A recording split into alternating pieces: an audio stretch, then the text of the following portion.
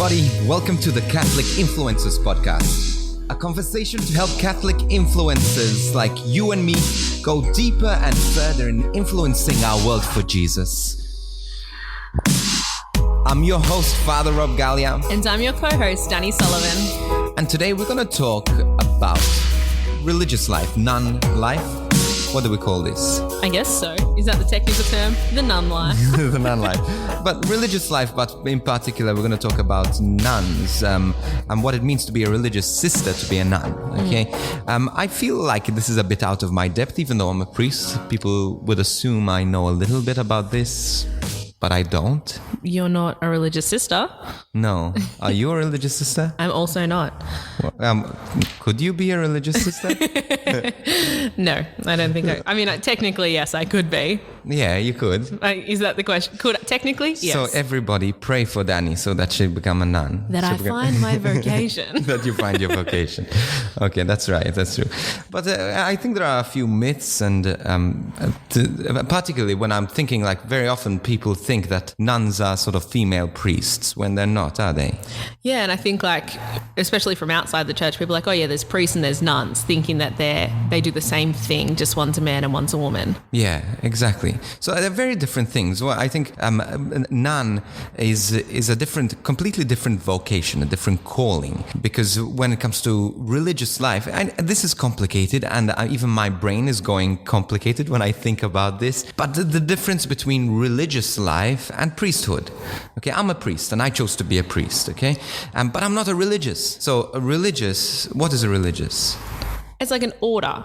That's how I think it's like diocesan and then religious. Yeah. Is separate. But you can be a priest and a religious. That's right. Or not all priests are necessarily religious. That's right. So a nun and a monk are both religious, but a priest is not necessarily so. So for example, a Franciscan sister, a Franciscan monk, who could be a priest or could not be a priest. Mm-hmm. But their vocation is that they are religious. They're in a religious order. But when it comes to a priesthood, it's not necessary that they live in a religious order. For example, as a diocesan priest, another word for diocesan priest is a secular priesthood. So we live with the people as the people. Okay, so we don't live in a community. We don't take a vow of poverty. As well, people think that priests take vows of poverty. Diocesan priests don't, but religious do. Nuns do, monks do. So we're like, for example, as a diocesan priest, I live as the people with the people. But nuns, on the other hand, have taken this vow to live in community and to live within a religious charisma. Okay, and each religious order has a charisma. Do you know any of the charismas? Of any of the orders of all time? Yeah, no, any of the orders. I know things about them. Like, wait, is charisma like what their specialty is? Yeah. What so their like gift teaching? is. Yeah, for example, Yes. the Dominicans, for example. Got it correct. Where you didn't specify who does the teaching. I kept it very vague. Okay, so the Dominicans, for example, they are out to teach. That's what they do. That's their vocation, their charisma. And then, for example, the Franciscans, it's about poverty. They're living out the evangelical poverty, which we talked about before. That is their main charisma. And then you have things like the Jesuits as well, which is they were founded basically to fight heresy. That's why they study so hard. That's why they work so hard to understand the faith. So this is every religious order has its own charisma. But we're here to talk about nuns. Yeah. Okay, and this is where we hand over to Danii to explain the rest. Later on in this podcast, we're actually going to interview a nun.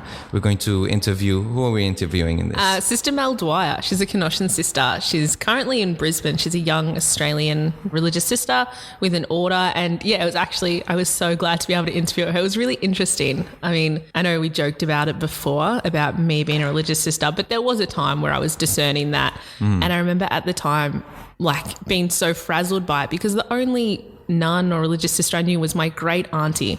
She would have been in her 80s, and the things I remember about her was going and visiting her at the convent, and the sisters would make like me and all my siblings scones. So it was great when we got to go visit Auntie Margaret. We got scones with jam and cream. It was very exciting. But at the time, I didn't know any religious sisters or knew that any existed under like 80, under Auntie Margaret's age. So being able to sit down with Sister Mel and have a chat about, you know, religious life in the 21st century for young women was really exciting to know that it's not dead. It's not something that's gone or extinct. And I think this is so important that I think whether you become a nun or not, like as a woman, not you in particular. Like me personally.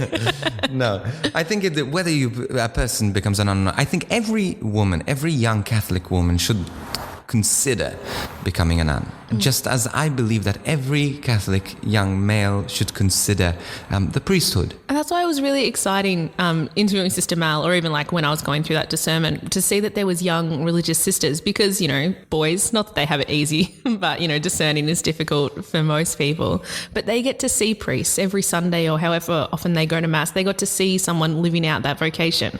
But for me as an 18, 19-year-old, I'd never seen a woman, except Auntie Margaret, living out this vocation. I didn't know what it looked like, or, you know, how you did that or how you chose where to go. So I think it's so exciting to have this interview, but then, yeah, for young women to seek out that information, to see that it is a valid option. And, you know, we mentioned a few orders before, like the Dominicans and Franciscans, but Sister Mel was saying there's 200 religious orders for women in Australia. In Australia? I know. That was the part that shocked me too. Wow. So there are a lot of options. Yeah. So we have no excuses for every type of charisma. Like, think about it, pray about it, and then... Yeah, and then make a decision. But you see, let's rewind. Yeah, because discernment is a real part of this, and it comes down to vocation. You know, what is your calling? And I think there are a lack of nuns. So nuns are sort of, especially in the more in cloistered nuns and in places where they have to take a deeper commitment. There are less, because it's costing us more, and we're realizing more and more what it is costing, what we're missing out on. But I think ultimately it's about vocation, about listening to the voice of God, discerning what God wants for our lives. And I think ultimately, you know, when I became a priest, one of the things that I thought was that I was going to have to give up the things I love. I'm going to give up family, fair enough, in having my own family. But I thought I was going to have to give up traveling, my music. I thought I was going to have to give up all the things that I love. But at the end of the day, God gave them back to me in a way that had a purpose, to serve and to love others. And so very often the very fears we have for saying yes to God gives them back to us thousandfold. And so the things that we are scared of, very often when we're looking back, they're the things that we should be least afraid of, having the courage to say yes to God. That's really nice. I have a question. Actually, before I do that, can I tell a funny story? You can tell a funny story. So anyone that listens to this podcast may notice that I say things like, that's so nice, or that's awesome, or that's beautiful. And a couple of weeks ago, my friends were like, oh, if you got $1 every time you said that in the podcast, we'd be rich. So now I'm so self-conscious. I'm like, that's very interesting. But that was really good. I have a question though for you, Father Rob. So you've obviously discerned successfully to become a... Well, I think you never know for sure. Well, that was my question. At what point along the process of from first like feeling that call on your heart to ordination were you like, yeah, you know, I've made the best call I think I can make? Yeah. So like even entering into the seminary was hard. I think one of the things that you have to discern as well is the formation. And going into the seminary was one of the hardest decisions I've ever had to make. But I don't think there was a moment and I thought, this is it for sure. You know, I have to, it's a daily yes and a daily understanding that I have peace where I am, that I love where I am. And honestly, if I look back, I'm happy. I'm so happy being a priest. And I'm not saying it's easy. I'm not saying that I sometimes don't wonder what it would be like if I didn't become a priest. But at the end of the day, I am so happy. And I often say this. I've written this in my book as well, that if I had 1,000 lifetimes, I would choose to be a priest in each time. I would want to be be a priest in each time. I would want to be this happy. I would want to have this purpose. I would want to have this ability to serve others and to say yes to God. And so ultimately this is what it's about, saying yes to God. If God calls you, just say yes, because he knows what's going to make you happiest. So I'm assuming God's will is in where my vocation is because of the peace that follows. So there are three main vocations, I guess, that the church talks about in terms of where they can serve the church with their lives. And these are married life, so being a holy family, being a witness, then single life, particularly consecrated single life as well, and then religious life as well. But within religious life, if you've discerned that, yep, God is calling me to join a religious order, within that, there is then so many more, I guess, discernments or processes that have to happen. It's not something that just happens like, yep, religious life is for me, and all of a sudden you find your community or your order or whatever it might be. Yeah, so the main things to discern, again, when you're again discerning religious life. For example, should I, when it comes to becoming a religious, so to speak, as we were talking before, whether I should follow in this charisma, that charisma, should I become this nun or that nun in the order? But also there are different types of nuns who take different types of vows as well. And that sort of shows the way they live in practice. Yeah, I mean, researching this, I found something that I was really intrigued by, and it's the difference between like solemn vows and simple vows. I thought that like all religious sisters and nuns took a vow of poverty, obedience and chastity. I was like, oh yeah, that seems about right. But then I found out this thing called solemn vows, which is like this never ending, like you can never have ownership of anything. You give up all your earthly possessions for solemn vows. You never have any like proprietary rights. So you can't even inherit from your parents, nothing. No, yeah, so, everything, you give up everything. And you're also... So any human sort of investment rights. Yeah, you give them up. Like you take on this solemn vow of poverty, so you never have ownership of anything. But then also I found interesting is that, like, technically speaking, sisters that take a solemn vow are called a nun, whereas sisters that take a simple vow are called a religious sister.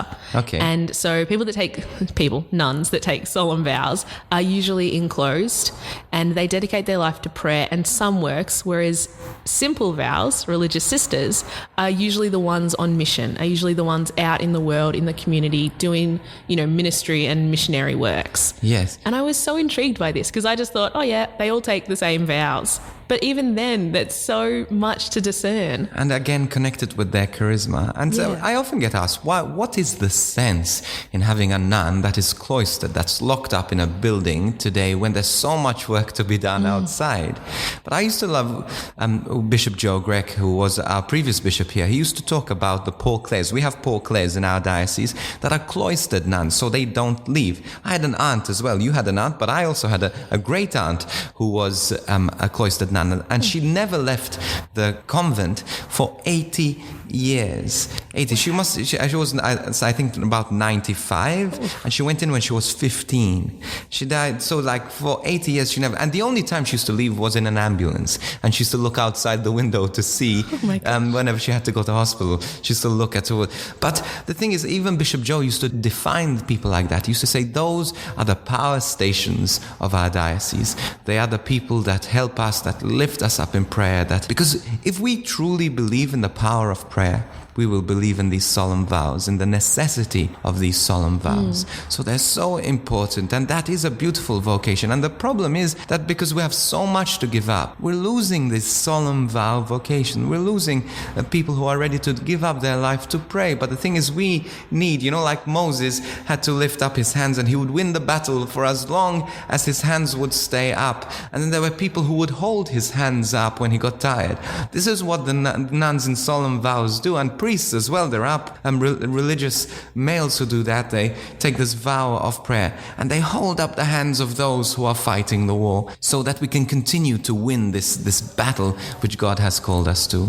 That's a really unique way of looking. I've never looked at it that way. So that's really incredible to think that, they're holding us up constantly in prayer. Like that's their vocation, is to pray for the church in our diocese, as the Paul Clares that you mentioned, but also there's so many religious orders that are taken solemn vows and are just praying for the church. But I think one thing I really love, particularly being a young woman, is I guess the exposure that religious orders, even with simple vows, but that they're getting these days. I'm just thinking of like the Sisters of Life in America. Yes. That, so many young women are taking up this call to like with the Sisters of Life, defend life. That's one of their charisms. But just to be radical, and I think that, the full habit is something that a lot of young religious orders are wearing, because millennials, I'm a millennial, so I'm going to speak on behalf of a lot of people here. Like, we're kind of branded as being a bit flaky. We don't want to make too many commitments. We're kind of, we party, we have debt, we rent. But then there's something, I don't know, like innate within us that we want to be radical for our faith. We don't want to just kind of settle for, I mean, this is very broad, but I hope that we don't want to settle for mediocre. So when the opportunity comes up, or when God calls, like, yeah, we're going to answer, and we're going to answer as loudly and as radically as we can. And I think that that's really beautiful to see. And I'm thinking of, like, in Australia, we have the Immaculata Sisters and the MGLs. We've got these orders that are attracting young women every year, because it's radical, it's exciting. And radical and exciting, but they're also prophetic in a sense that they are rising up. Religious orders are rising up according to the needs of the church. You see, if the Sisters of Life, never has abortion, for example, been so rampant everywhere, so acceptable. So these sisters rise up to face that need. The Jesuits, again, would have risen up because there was so much heresy at the time. The Immaculata Sisters have risen up as a need for evangelization for young people, and yet deep in prayer. So all these religious orders rise up according to a need. And as you said, these millennials want to come in and want to war. They want justice, they want peace, and they want Jesus to reign. And this is where they find peace and happiness and purpose. Yeah, and I think it's so exciting to see that it is a valid option. That was something that me and Sister Mel spoke about in an interview. It was like, it's not something that, you and I, Father Rob, we just have to look at our great aunties and be like, oh, well, that was their life. And now I guess religious sisterhood is done. Like, it's so valid, and there's so many options, and it's exciting to, be a young woman and be able to legitimately discern that it's not something like, oh, if I join a religious order, the only other nuns are going to be 70. Like, no, they're going to be younger than me or older than me, and, my age. And so how we need to listen to the voice of Jesus to say yes, because if God's calling us and we're looking out and we're ready to listen to what God has to say, He'll give us purpose, He'll give us excitement for life, and He'll give us this drive to make a difference in this world and to bring Jesus to this world. So now we're going to go into an interview with Sister Mel Dwyer, who's a woman who has said yes to God, to this radical call to serve, but also in mission particularly to poor countries, to places that have nothing. And if she's not there, if that religious order is not there, then there's no one to be there. So let's listen to this. And as you listen, also listen to your heart. Listen to what God is saying to your heart, and be generous. Always be generous with God, because you'll never be happier than when you say yes to Jesus.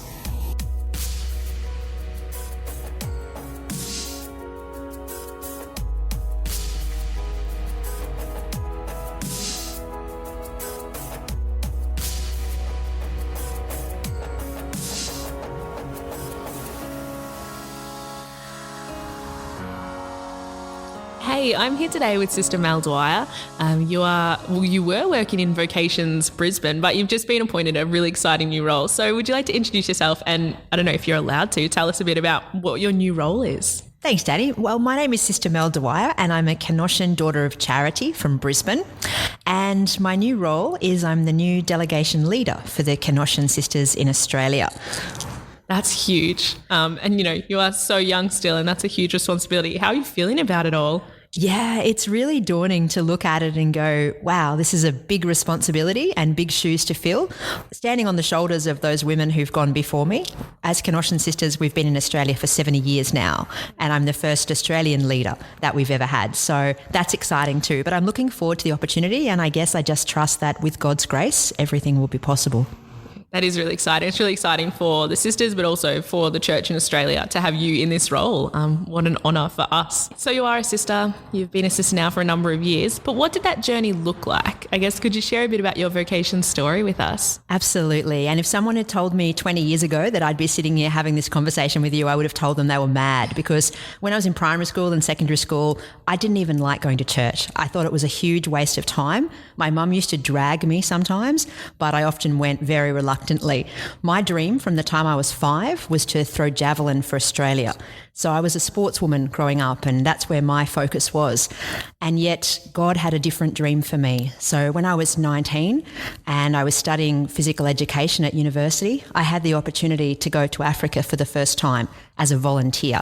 By this stage, I'd started going to Mass. I had a personal relationship with Jesus, but I certainly wasn't dreaming of becoming a nun. I was very happy with my sport and friends and uni and in a really good relationship, and everything was going fine.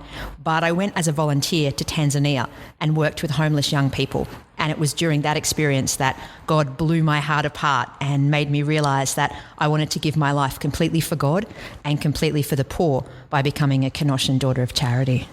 That's beautiful. And how did you pick that particular order? Like, there's so many to choose from. Why that one? So true, because there's more than 200 different types of religious sister in Australia. And I didn't know the first thing about other congregations. It was simply because I started going to retreats with the Canossian sisters in our parish, and then they gave me this free trip overseas. So I was young, I was 19, and it was free flights and free food and free accommodation. I was like, hey, I want to see Africa.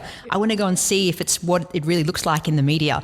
And over there, my heart was touched, and I realised that this was God's call for me. So I remember speaking to a priest, and I said to him, in fact, maybe I should research about other types of nuns. And he said to me, Mel, no matter how much you look or how much you read, where you first find peace is where you'll come back to. So I stayed with the Canossians, and I've been happy ever since. That's, really beautiful that like you could, meet them at such a young age. And I guess for anyone listening, and myself as well, like I know that it's different with different religious orders, but what does the formation look like? You don't just decide to become a sister and then the next year you are one. What is that process, involved from the start, from when you first felt that call from God to becoming a professed sister? When I first felt that call in Africa and wanted to make a difference and wanted to serve the poor radically with my life, I don't think I knew the first thing about what it meant to be a religious sister, but I just knew that I wanted to serve Jesus with all that I was. So I came back to Australia and I entered the first stage of formation, which is postulancy, and I did 2 years in that stage and then 2 years in novitiate. So there was 4 years before I made my first profession of vows.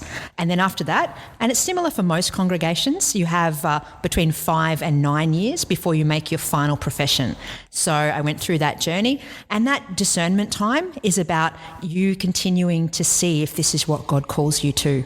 That's really, I think great that there is so many years, it's your whole life you're committing, and then you get this time to pray and discern and really decide if this is what you want to do or what you should be doing. Yeah, and that's the thing, because sometimes young people might think that it's you sign your life away on the first day, but it's a gradual, discovering God's dream, discovering God's call, and sitting in silence and building and deepening that personal relationship with God. And that's why it needs time, just as a seminarian needs time before the priesthood.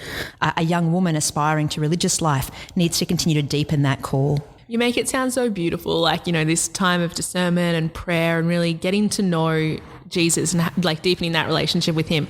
Were there any challenges in that formation process? I can't imagine it's easy. And then depending on the vows you've taken as well, what are some of the harder things about entering into religious life? I guess for everybody it's different, but for me, being a young Brisbane girl, I was so active and so used to running here and there and doing what I wanted and having friends and having, so much going on in my life that the novitiate time was a time of sitting still, and that took adjusting to.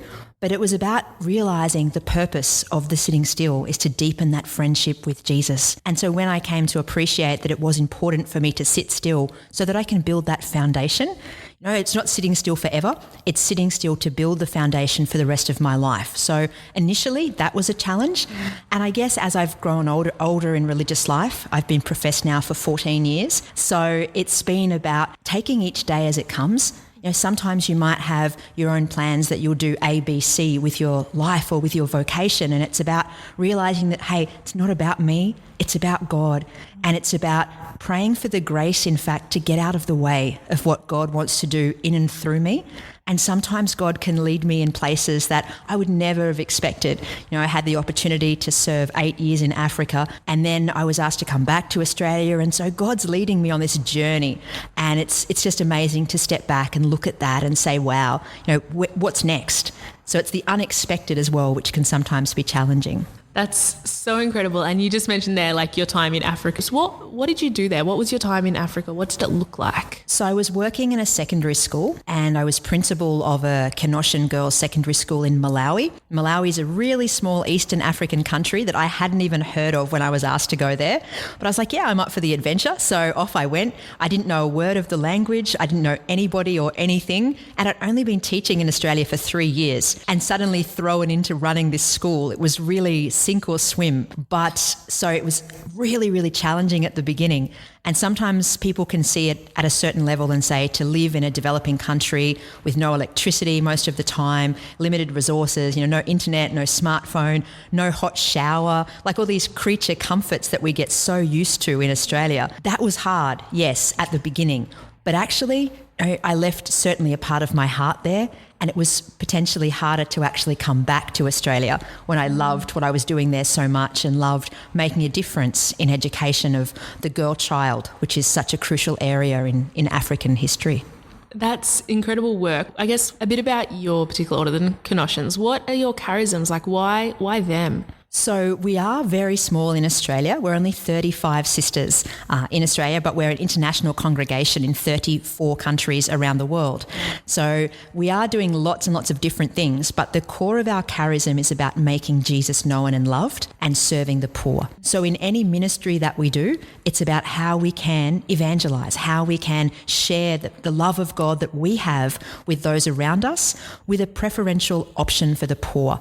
Conscious that poverty is not just material. There's so many different forms of poverty now in today's society, but it's about, some congregations are only in education or only in nursing, whereas for us, it's about how we can spread the good news and make Jesus known and loved so much more. I guess one thing I would really like to get across to people who are listening is the reality that religious life is still a viable option for young people. We can look at the church, and at the moment, it's not necessarily cool to be a Catholic. It's not necessarily cool to be a priest or a religious. But it is possible, and it is a viable option for young women who are searching to make that difference. So don't think that religious life is something that died out 50 years ago or something that's archaic.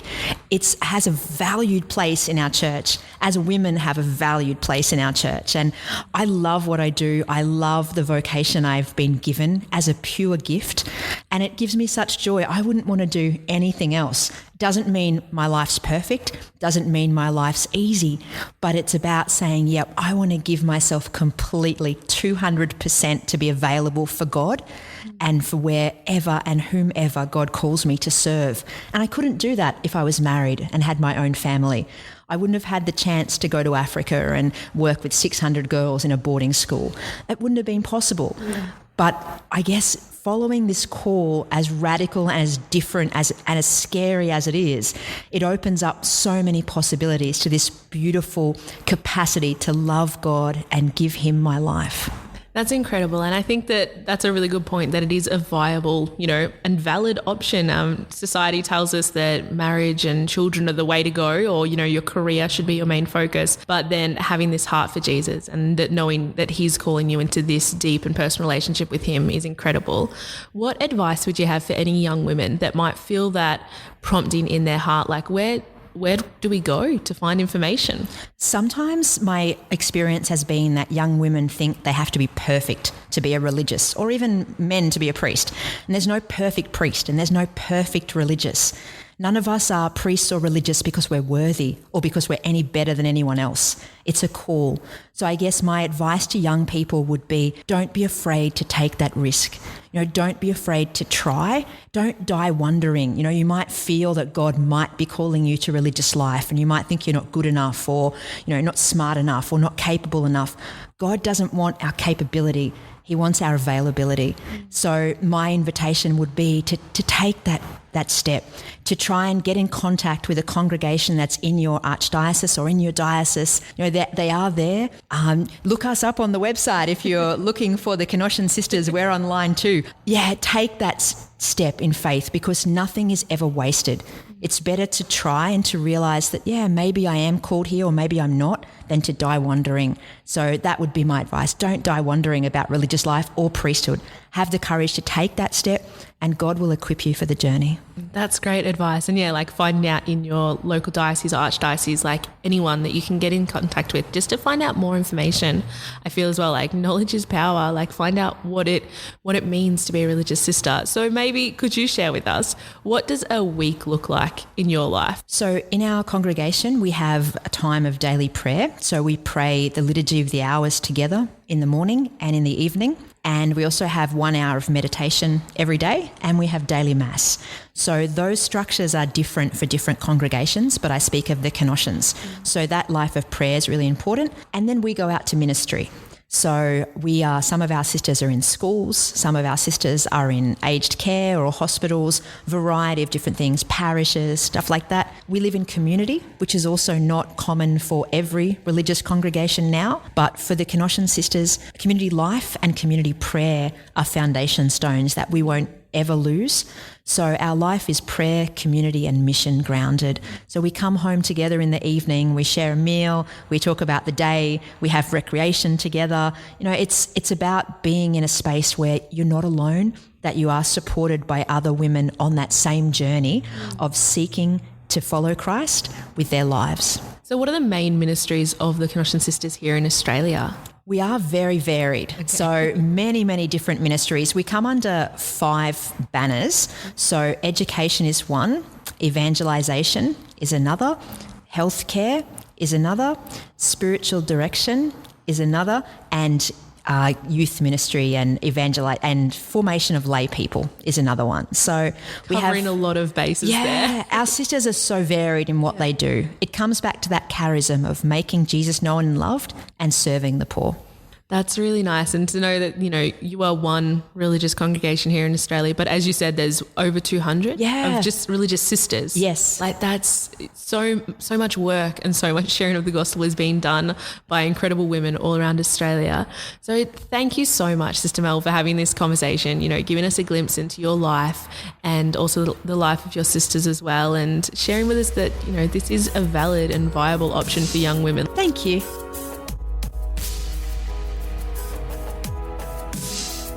Thank you so much for joining us today on the Catholic Influencers podcast.